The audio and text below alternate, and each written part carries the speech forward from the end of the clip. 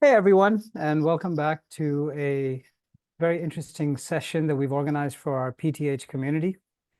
Today we have with us Rachel Hamlin, and Rachel is a mindset coach and a somatic healer for high-performing founders and executives. She's a former brand strategist and a product leader, and she's worked with companies ranging from Fortune 500s to an early stage Ethereum startup in London, Berlin, and New York. And she believes that chronic stress is an existential threat to even the best and brightest companies amongst us. She's helped countless high performers to heal patterns of burnout, revitalize their careers, and grow as leaders. On a personal note, I have been benefiting from sessions with Rachel. And while I won't get into what exactly we're doing and what we've been talking about, because it is personal, I can tell you that working with Rachel has been so important for me, especially in the period since my father passed away. And in dealing with some of that grief and some of that emotional baggage. So without further ado, I'm going to hand over to Rachel. Rachel, welcome. Thank you so much, Omar. It is a pleasure to be here with you all. I'm excited to share with you today a bit about the work I do in a way that I hope is digestible for everyone who watches this to take into their own lives. And the aim of this talk today is to make it as quick and effective for you to implement as possible, right? I know that there are two things that founders struggle with, and that is not enough time, not enough money. And so I'm here to help you solve a portion of that problem today and amplify the resources that you do have in time and money by tapping into a third essential resource, which I will reveal to you over the course of the presentation. Let me go ahead and set up, and then we'll get started. Beautiful. You can see my slides again? Yes. Okay, wonderful. All right, so Omar introduced me beautifully. I was very moved as well. Thank you, Omar, for sharing about our work. That's also been an absolute honor. And so, yeah, today's talk is called The Power of Presence. It's how to leverage your leadership type to get more done. And let's go ahead and just dive in. I think you know enough.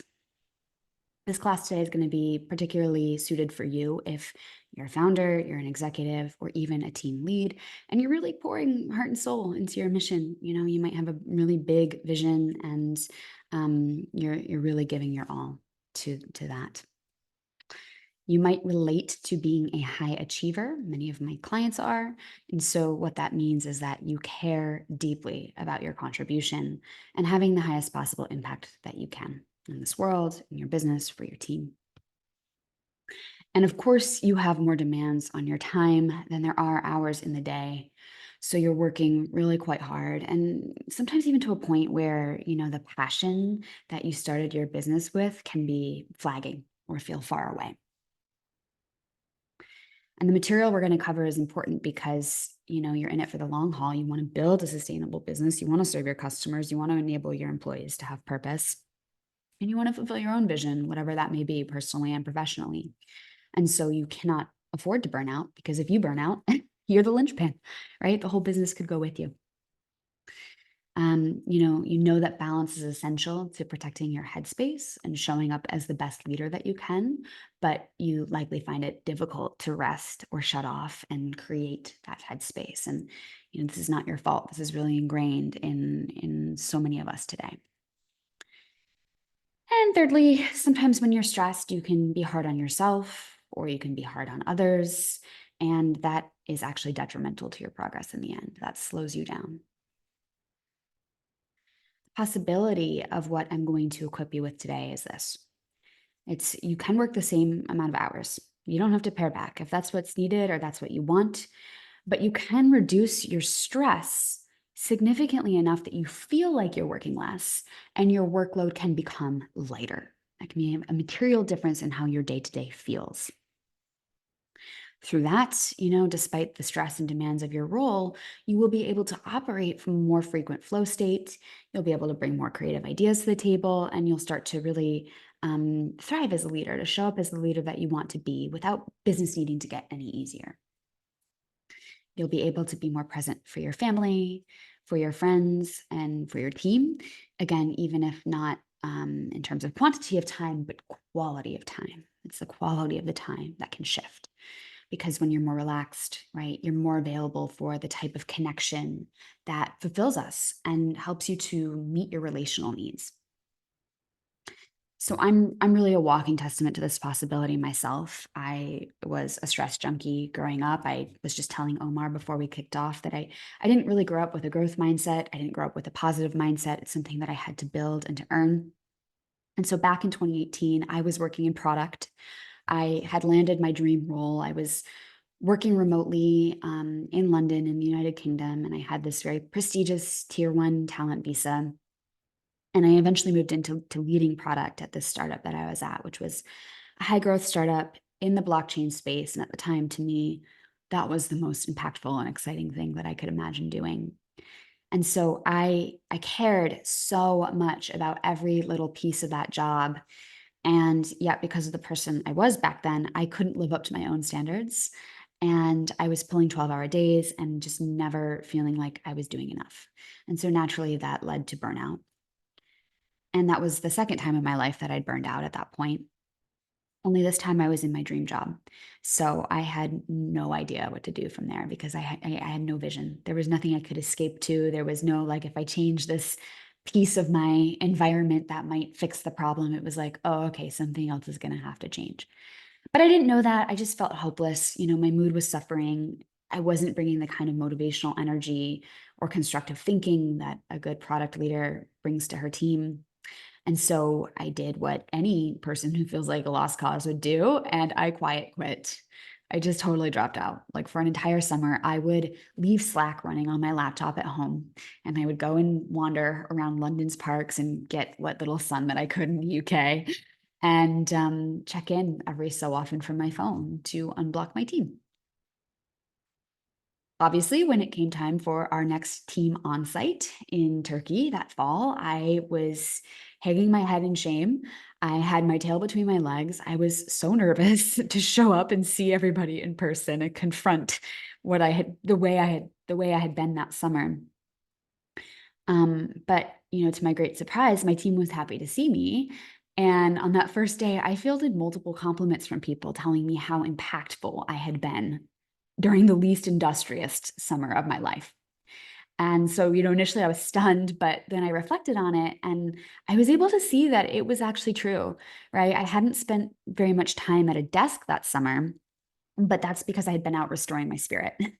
And so when I had come home in the afternoon, I would, open my computer and blast through some tasks, write some requirements, give feedback, whatever I needed to contribute in terms of output that day. And I would do it in a fraction of the time that I would have done previously when I was pulling 12-hour days.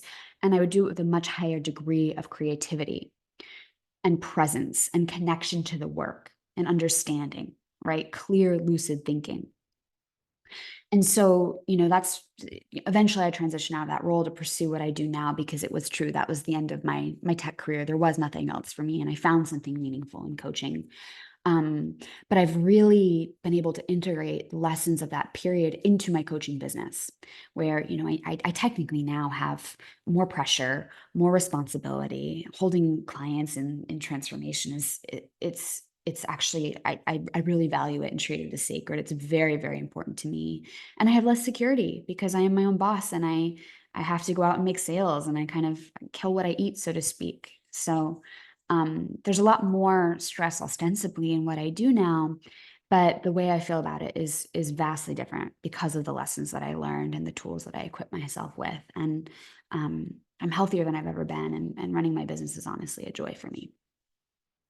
So that's what I want for you as well. Let me pause here and just zoom out. You might be able to guess at what I'm going to cover, but the first topic is going to be a third essential resource to startup success. Beyond time, beyond money, beyond the things that we focus on or feel the lack of most acutely, this third resource is what often goes missing first when we begin to scale and things get complicated, and what will actually enable you to take those time and money resources so much further if you can renew this first. Then we're going to cover the 3 types of startup leader that I have seen over the course of my work. you will have a chance to identify your own type. You will see some of your greatest gifts or strengths on display. And I'm also going to name what some of the shadow behaviors or the derailers are for your type. So these are the behaviors that you lapse into, and that can take you off focus and be a hindrance to your success, especially when you are stressed. And this information is so important to have because I call them shadows for a reason, right? We often don't see that we're doing them. They just are our default operating mode. But when we can bring awareness to these behaviors, these shadows, we can then begin to work with them in a productive way. And that's what's going to happen in the third section. I'm going to teach you the most fundamental tool that you need in order to work with those shadow behaviors and to get more done in the time that you have and also with the resources that you have. Okay. All right. So let's dive in. I have conversations every week about how time-strapped my clients feel. And I scroll through dozens of posts about fundraising and the market and the state of funding on LinkedIn every single day. And so I know that this is where most founders' focus goes, time and money. But the third essential resource that when you optimize for it will allow you to get more done in less time, birth more high impact ideas, right? That not only move the needle, but can break the whole scale, and also have a positive influence on your team and their output and what they're able to get done is energy, right? Energy. This is what shifted my entire experience in my last role in London. And this is really where all the leverage is created in the actions that we take. So yes, we need financial resources, of course, we need capital, and yes, we need time, but in many cases, we can get by on less than we might initially think. Because energy is not just energy is also what gives you focus. It's what gives you drive, creativity, power. And these are the resources that really multiply or amplify your time and money. These are the resources that take you from just kind of showing up and grinding it out with gritted teeth to getting a serious return on each hour that you spend. And so a loose formula for thinking about energy and how to create it is well-being plus passion minus stress. And of course, your well-being factors in. Everyone knows that we need to get more sleep. I like the 8 dimensions of wellness to think about what well-being really includes. It's mental, physical, spiritual, emotional, environmental, and so on. And this advice is just well-worn. Again, we understand this, but just because we know we need to get more sleep or eat a certain diet doesn't necessarily make it easy to do. So we're not going to focus there today. Then there's also your natural passion. This comes from alignment. When you are in your purpose work and you're bringing to life the ideas or the work that is really meant for you, and you can kind of be lit from within. This is a truly inexhaustible resource that we get distance from at times. And that's really just because of this third piece. Both of these components, your well-being and your passion, can be drained by the silent killer that is stress.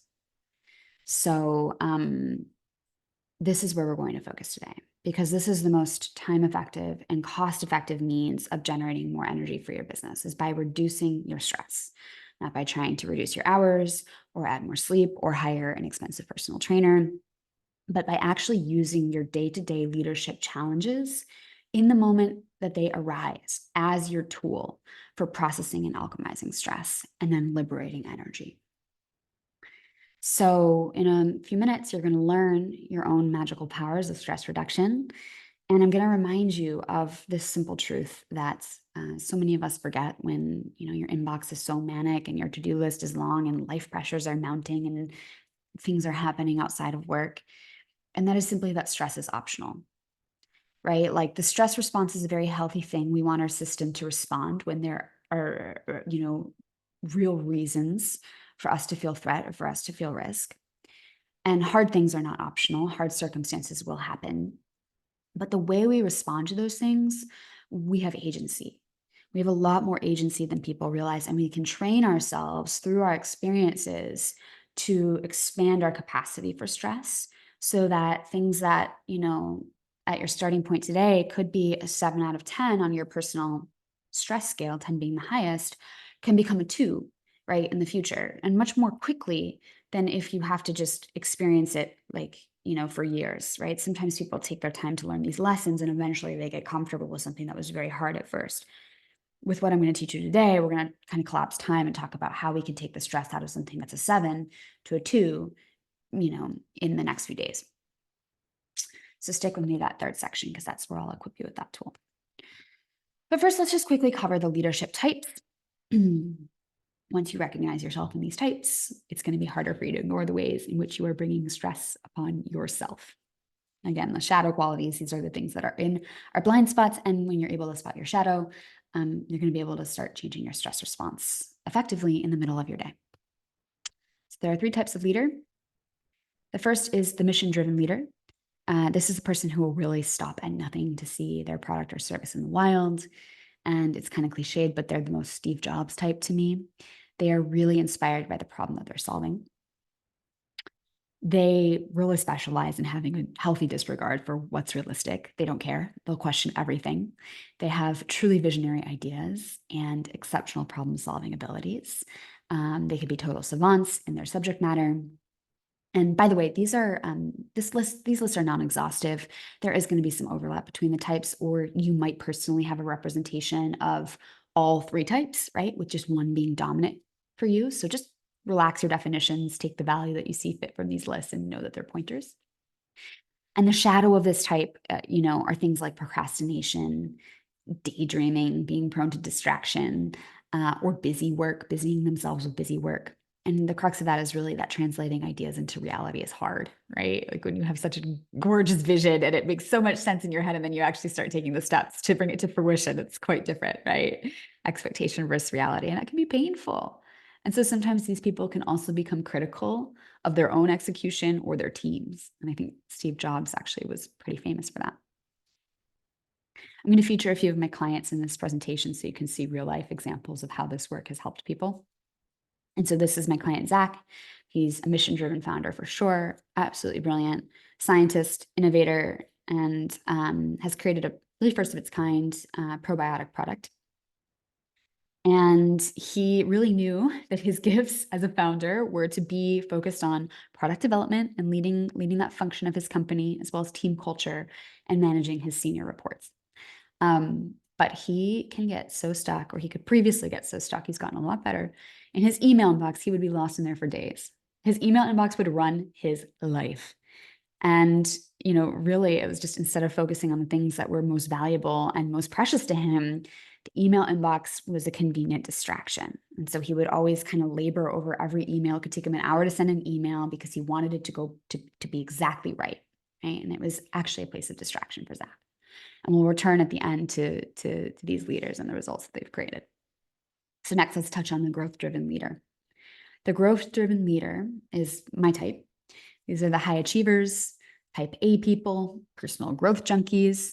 They get satisfaction just from being their personal best and from growing and succeeding in their chosen focus. And they are typically people who respond well to acknowledgement.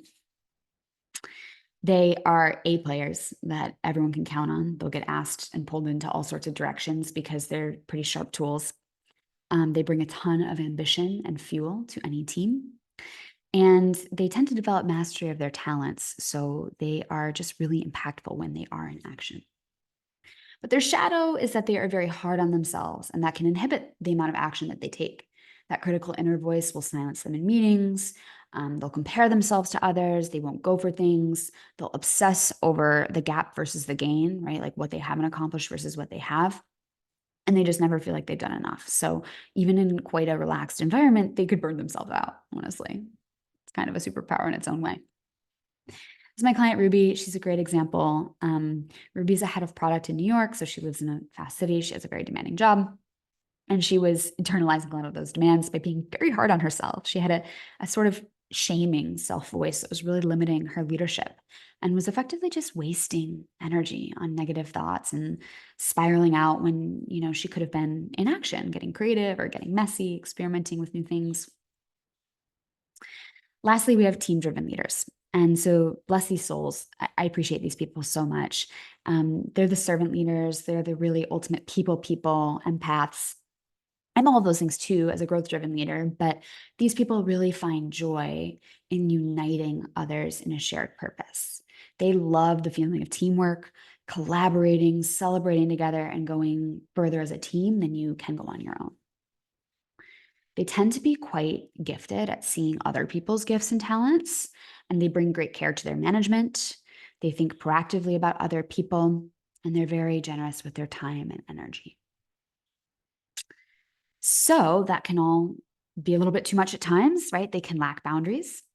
They can be overgiving. They can put other people's needs before their own and invest in the wrong people too willingly. And so gradually, sometimes resentment builds and frustration happens, and they too burn out.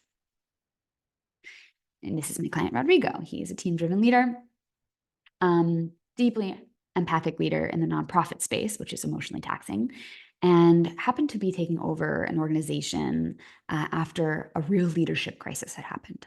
So his entire first year in the role was just all about rebuilding team culture, earning the team's trust, and giving them some much needed structures and policies that they'd never had.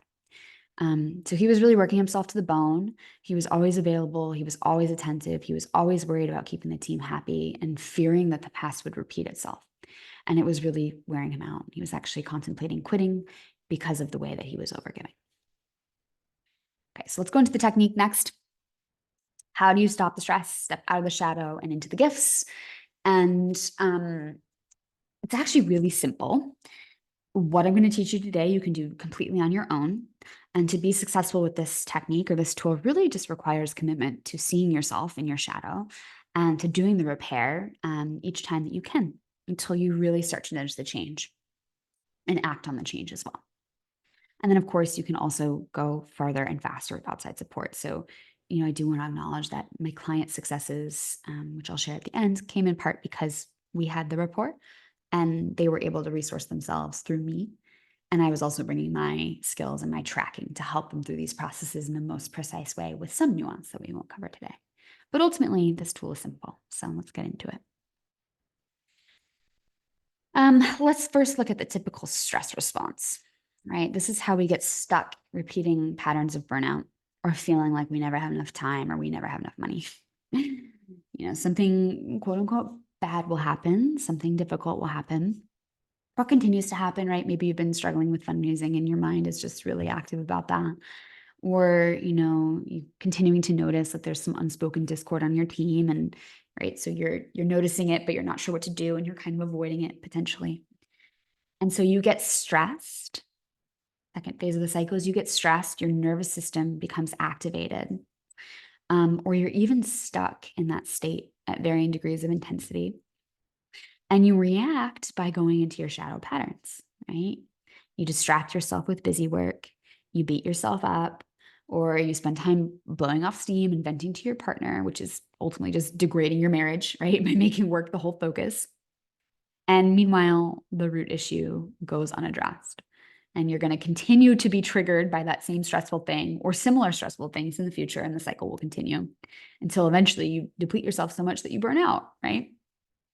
You don't solve the problems of how to create more resources in your business in the most creative and inventive way. So in order to shift out of that, in order to master stress, work through these shadow patterns and step into the gifts, you're going to need to work with something called the meta pattern. And this is a name given the tool by my teacher, Melissa Tiers.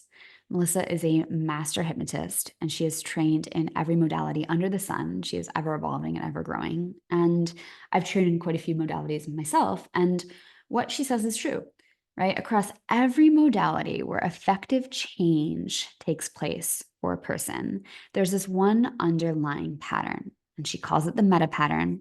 And there are tools for each stage of the meta pattern that I'm going to equip you with. So the first is we don't need a tool, right? Because stressful things happen. Something comes up for you, or if you're in coaching, you intentionally bring it up with your coach, right? But we're here to talk about how to work through things in your day-to-day so we're the most time effective that we can be. But number one is the stressful thing happens. Number two, the second element that the change begins here is you stop the stress response. You create a pattern interrupt. The third step is that you then toggle into a resource state instead of the stress response. So you've stopped the stress response. Now you're going to toggle into a resource state. And a resource state is really like the best future that you can imagine for yourself, right? If the problem is that you get a little anxious before giving hard feedback to an employee and you're putting it off, you want to anchor yourself instead in being in a clear, compassionate, constructive state, whatever that feels like for you, however that is represented in your own mind. And you really want to feel that and embody that and viscerally imagine that as much as you can. And then you're going to paste that resource state on top of the problem state. They're going to call up the trigger again, reopen the email, reopen the meeting on your calendar, bring to mind whatever it is specifically that created the stress in the first place while you're feeling the resource state. So let me break down for you how this works, right? The first step, stress happens, easy. We don't really have to do anything there. But what's happening when stress happens is that a neural network associated with that problem is lighting up inside your brain, right? Not every leader gets nervous about giving feedback, right? But you maybe somewhere along the way learned that as some kind of social mechanism, you want to be extra careful to be liked. And one thing you know that can make you disliked is hurting someone's feelings, right? Or whatever. It doesn't matter. We all have our own reasons why these patterns exist, and it's not super relevant. But the point is, you have a neural network that lights up when you encounter this problem in the wild. And so that conversation comes up and you're having a stress response. The neural network of that problem is activated. And this is a good thing because when that neural network is activated, it's malleable. You know, we all have neuroplasticity. So when you then introduce a pattern interrupt, you shift from a sympathetic or stressful aroused state into a more parasympathetic state, a more relaxed state. And you interrupt that pattern, you interrupt that stress response, and you start to break down and reprogram that existing neural network. The very first time you do this, it's like you're traveling down a road and this thing happens and it says, oh, I'm going to freak out. I'm going to go down this road of panic and stress. And when you do this pattern interrupt, you're getting halfway down that road and a big detour comes up and says, stop there. We're done with that. And then you can reroute yourself to a different path where there's more peace, more calm, more confidence, whatever it is. And that's where the resource state comes in. So you are then in a position to leverage your brain's neuroplasticity and imagine and create a better response. And as you imagine that better response, as you hold that posture, as you project into the future the way that you want to think and feel, you are enforcing another neural network entirely that is more even-keeled, resource confident, whatever you want to be. And you can then begin to take that preferred state. You hold it in mind or in your body or in your posture and your expression to the best of your ability. And you're going to now pace that over a place where you got triggered. So maybe it was getting a Slack ping from that employee who's asking you for a conversation because they're struggling, right? And you know you have to give them the difficult feedback. And you had that rock in your stomach because you knew you needed to face it at last. And, you know, once you've gone through steps 1 through 3 here and you're feeling more at ease, you're going to imagine feeling at ease and then reread that Slack ping at the same time. And you'll then repeat and loop this process a few times because what you're doing is changing that pathway. So the trigger is happening, you're putting up the big roadwork sign with the pattern interrupt, and then you're sending your brain down the path of relaxed, ease, confident instead. And then you're starting again at the trigger and you're watching what happens as your brain travels down that same road. And what's going to happen is it's going to get a little confused the first time you do it. It's going to be like, do I go this way? Do I go right or left? Do I go right or left? Right? Do I go back to the stress or do I kind of feel calm right now? And as you practice it and you loop through this pattern a few times, it's going to become natural for your brain to see that trigger. There's a Slack ping that worries me, used to worry me, but actually I'm feeling pretty calm instead. And calm becomes your new normal when you receive similar messages, when you have to confront similar issues from your team, right? And repetition is very important here. So when you are in a moment of stress where you have the material to work with, you want to actually do the pattern interrupt, toggle into the resource state, and then come back to the trigger and do it at least 3 or 4 times in the moment, right? And that can take you just a few minutes. It's really, really quick. But when it's live and it's ripe, it's a great opportunity to be doing this reprogramming work and changing the way you show up in the future. So we're going to actually practice together because I do need to teach you a pattern interrupt. Okay. So let's see. I think what I'll do is this. I'm just going to broadcast instead of having someone demo with me. I'm going to invite you to call to mind step 1 of the meta pattern. Call to mind something that happened recently that brought up a stress response in you. Okay, and I want it to be specific. I want you to be able to put yourself in your own shoes, wherever you were, whatever was happening around you, whatever you were looking at or hearing when you got triggered. So I'm going to I'll work with that Slack message as an example, because I think many of us can relate to receiving a ping or a message from someone and being like, I don't want to deal with that, or right, rock in the stomach, whatever the case may be. And just go ahead and rate the amount of stress that came up in that moment for you, 0 to 10, with 10 being the highest. And to the best of your ability, like, reactivate that feeling of stress right now. It's just temporary. I know it's not pleasant, but bring it up, because as you bring it up, the more you can kind of associate into the stress, the more I know you've activated the neural network, and the more I know we're going to be able to change it and work with your neuroplasticity. Okay. So, there's certain colleagues in my past where if I just saw their name pop up on my screen, I could get a stress response. So I'm just imagining like seeing the red Slack ping and like my body going into like that fight or flight feeling, getting a little bit fluttery and jittery, and didn't matter what I would try to do to distract myself over the next few minutes, answering other people or walking away from the screen, I would have that kind of jittery sensation, like I drank too much coffee. That was kind of what it felt like for me. So imagine what it's like in your body to be experiencing that stress, whatever that is, 0 out of 10 for you.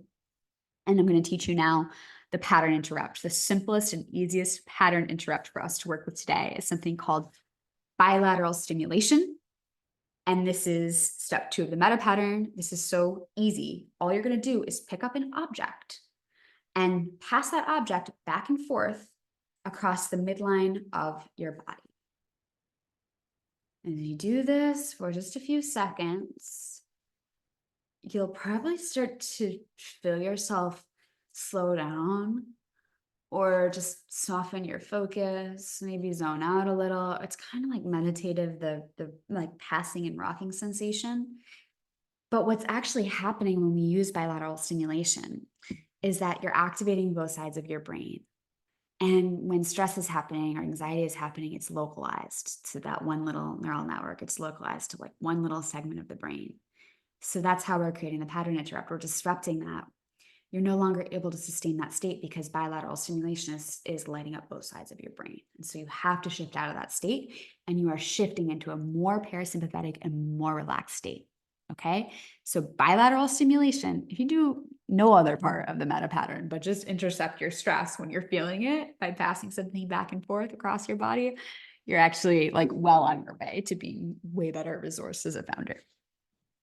But now let's go ahead and, oh yes. Can I just ask quickly? Absolutely.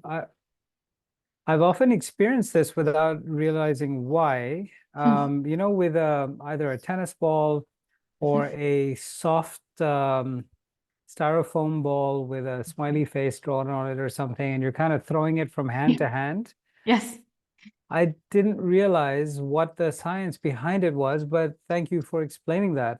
Yes, you're so welcome. Bilateral activation is like very important in many different change techniques because of that reason. And it's amazing too how some of us do these self-comforting techniques without knowing that, right? Because the body actually is inclined to homeostasis, right? So we actually have this sort of unconscious awareness for how to comfort ourselves. And right, the more conscious awareness you have, the easier it becomes. So yeah, it's so interesting that you were doing that naturally. So let's go ahead and now project into the future. And I'll have you just, if it helps to shut your eyes, you could shut your eyes. And you can just imagine feeling, so free when that Slack message comes up, so free in the conversation, so completely at ease with whatever it is that you need to confront, that there is zero tension in your body. Maybe you even lean back and rest more into your chair and let the chair hold you. And you just kind of feel this pleasant heaviness as you take a deep breath. And you are more at ease. And you can be as you are when you show up in a meeting with your favorite colleague, right? And it's organic and it flows and everything feels easeful, pleasant, even steady. And so what I'm doing here is building a resource state with you. I'm building on conjecture, guessing what might soothe you. I'm even slowing my voice a little to bring you into a state of more ease and calm. And as you're feeling this ease and calm and you're becoming resourced in your body and in your mind, you're changing. And you're going to hold this calm and you're going to call up the Slack message or the trigger that you chose at the beginning. And notice, ooh, okay, your brain is traveling down that familiar pathway. What happens? It might be a little awkward at first. Might feel conflicting. You might still feel the stress, and that's okay. But we're going to do that a few more times. So that's where the loop comes in. Now make this resource state your own. Let's go back into the future that you're creating. Create the resource inwardly that you most need to navigate that element of your leadership that you brought into this demo. Imagine yourself so relaxed and at peace. You can even plant your feet on the earth and feel grass growing around you as if you're deeply rooted in nature, sinking to the rhythm of the earth. You can space out and feel your awareness shift outside your body to become bigger than just yourself. You can take another deep breath and down-regulate and feel your system easing further. And then you can bring up that same stimulus, that same trigger again, imagining it as viscerally as you can, the thing that you brought into this demo, as you are feeling this ease and this calm, and notice what's changing. And then we'll do it again. We'll shift back into the future. And you can even imagine, right, the amazing outcomes that you'll start to create from being this leader in these formerly stressful places. You know, now you are someone who is so masterful over their emotions that you field difficult messages without any hesitation. In fact, you don't even let employees get to a place where they're waiting to hear feedback that they needed to hear. You don't avoid things. You handle things calmly, clearly, with peace. You're able to communicate with compassion. You're able to say what you need to say. And things just flow so much more easily throughout your days when you're no longer avoiding, when there's nothing to fear and you're never afraid and you're in this calm, relaxed, deep, slow, steady state. And then you're imagining once again that Slack message coming up on your screen and you're noticing what has changed. Yeah, so good. So I'd like you to now just imagine, we just did that 3 times. I say 3, 4, even 5 times, right? How long did that take us? It was like maybe a minute or 2. So quick. I'd say 4 times, right? To make sure that you're sticking the change as you change as you work the meta pattern and change your own state to clear stress.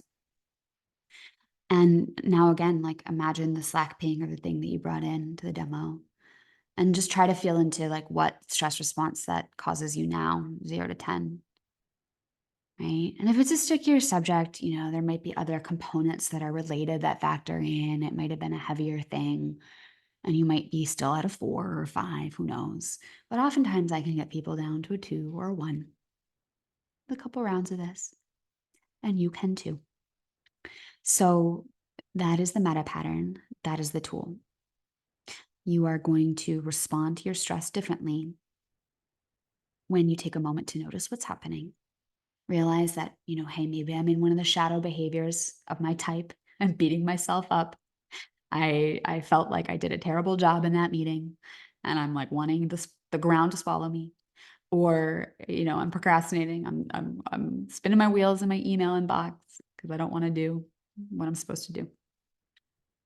And you are going to practice bilateral stimulation then to intercept that stress. You're going to toggle into the resource state in your future when you are calm, clear, confident, relaxed.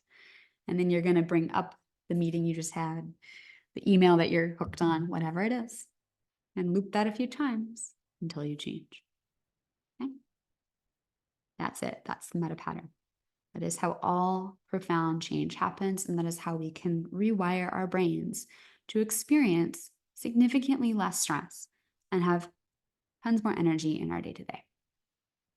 So let's just return to what this has done for people, real life people like you. Zach raised his company's Series A more or less single-handedly. His co-founder, who is a brilliant leader and someone Zach really considers an asset to their team, and to his own sense of balance, actually, was out on paternity leave. And Zach closed the Series A or raised the Series A. He created the deal in that time. And all the while, he reported feeling calmer and less anxious, more confident, more steady in his leadership than he used to on an average day prior when he wasn't fundraising. So that's pretty amazing. Ruby actually was able to silence that voice of self-doubt that she had inside her head for the longest time, which made her much bolder in her leadership and started to gain her more recognition from her team. right? She could see like when you're really in your leadership and you're really at ease with yourself, it's like your team can trust you more. They can relax more. And so they were noticing it and appreciating her. And she also got to speak on her first panel. And so her career is just taking off. And then Rodrigo, he did the classic set boundaries, B word, more boundaries with work, right? Which was much needed in his case. And because he was overworking for no good reason in many cases. And he hired and delegated effectively. He got support. He prioritized his health and was able to heal chronic health issues.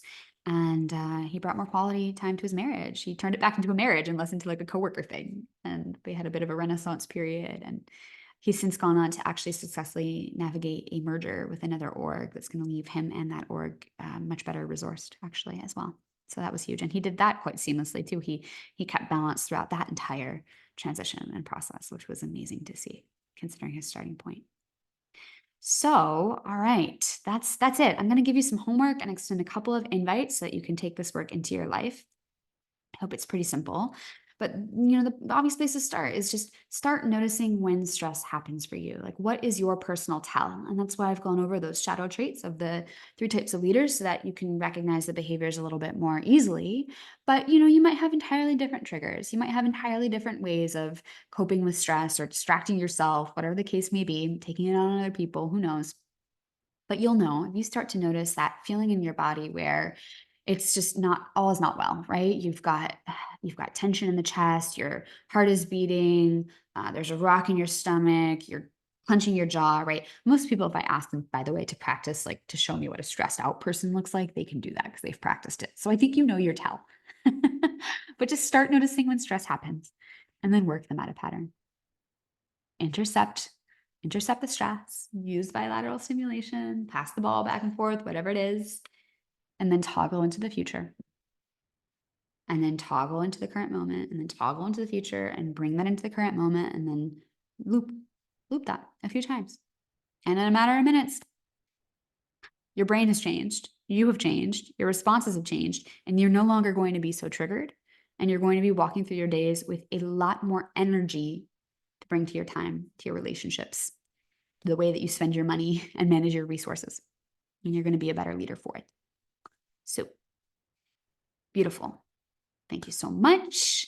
I will also invite you to, if you want to hear more from me, you can follow me on LinkedIn. I share on there daily. My name is Rachel Hamlin. I'm easy to find.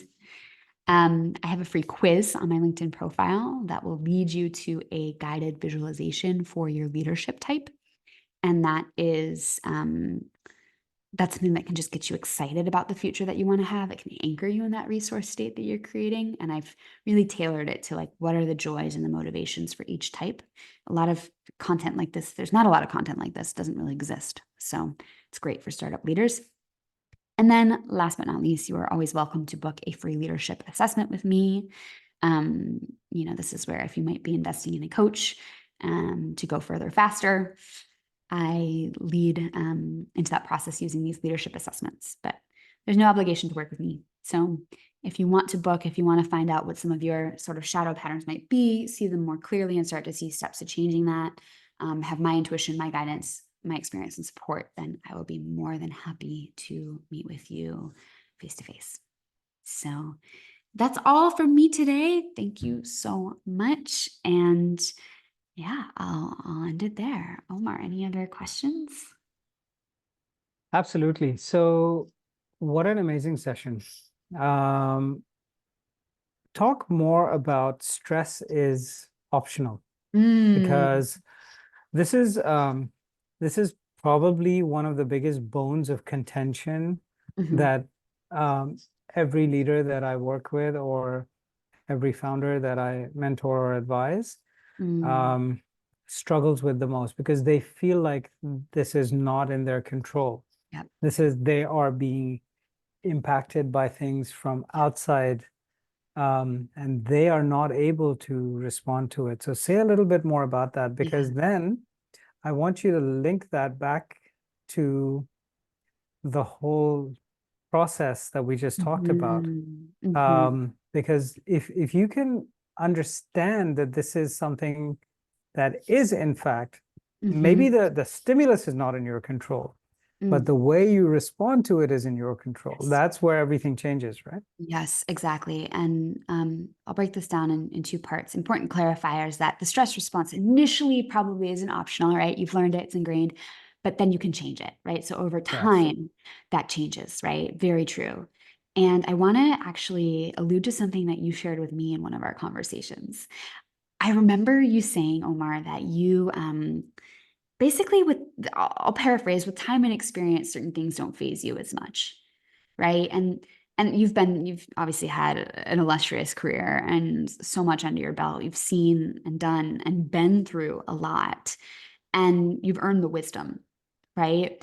And so, you know, oftentimes when people have earned wisdom through their experience, the day-to-day doesn't stress them out as much, right? They don't get as attached. They don't take it all so seriously. They've been through a few reps, and they have seen that typically things work out, or even if they don't, I'm still okay, right? And they've learned that. And so it's like, if that can be true for someone who has crossed that threshold to wisdom, and they can relax more when they're meeting, things that would have really sent them for a loop 10 years previously, then why can't it be true for you right now? Right? Because if you can imagine it being true, that you have that calm, you have that wisdom, you know that you're okay. Or if you've even experienced that in any other area of your life, maybe outside of work, right? Maybe there's some area in your life where you have true confidence and you just trust more easily and more readily than anywhere else. Then you have that resource state and you know what it feels like. But even if that hasn't been true for you, other people have experienced that, right? Other people have experienced day-to-day stress not actually being so meaningful in the end, not actually being so worth getting riled up about, because life experience teaches you. And so we can borrow from their knowing and their wisdom that this is possible and that this is true. And, almost future forecast into yourself when you're 75, right? And you're looking back with all that perspective and you're still kicking, right? You made it. You're in the home, you ideally would be in, you have your family and hopefully all those elements of well-being. And it's like, you can imagine what it would be like to look back from that perspective and to know that, like, you don't remember half these conversations that you're having.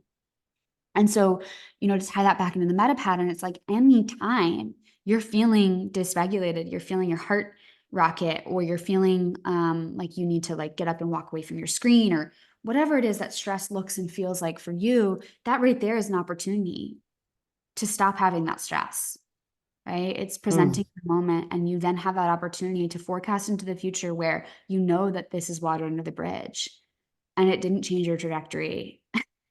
And like, even a helpful exercise actually, Omar, might be to go and like look through your email inbox from a year ago and like refresh yourself of like what you were dealing with in the weeds with a year ago that you can't even remember now today. Right? You're like, oh yeah, I was so irritated by that vendor and their sloppy whatever. And I totally forgot. Like, we don't even work with them anymore. It's so far in the past, right? And it was like eating at me every time I would check an invoice from them back then, right? It's like, you actually know this.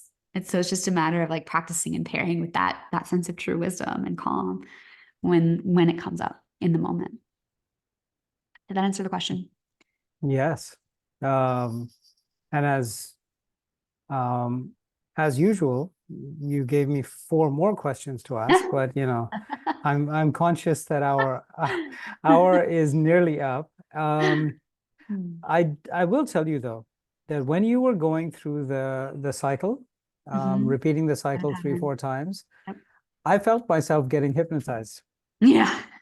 Yeah. I'm not even kidding. Like, I was aware that I was being hypnotized, and I was like, this is weird. But Yeah. at the same time, weird seems to be the word of the week anyway. On if I look at what's happening in the news, I've heard the word weird from every political pundit over the last few days, just talking about different things. But what I liked about it was that I was able to kind of disassociate myself from that feeling of stress, because I think the way you described it, the boulder in the stomach, the Mm-hmm. tightening of the diaphragm, Mm-hmm. the typical, fear or fight or flight responses that people have without even realizing it. I was able to kind of dissociate myself from that. I was able to kind of lift back and look at myself having those responses.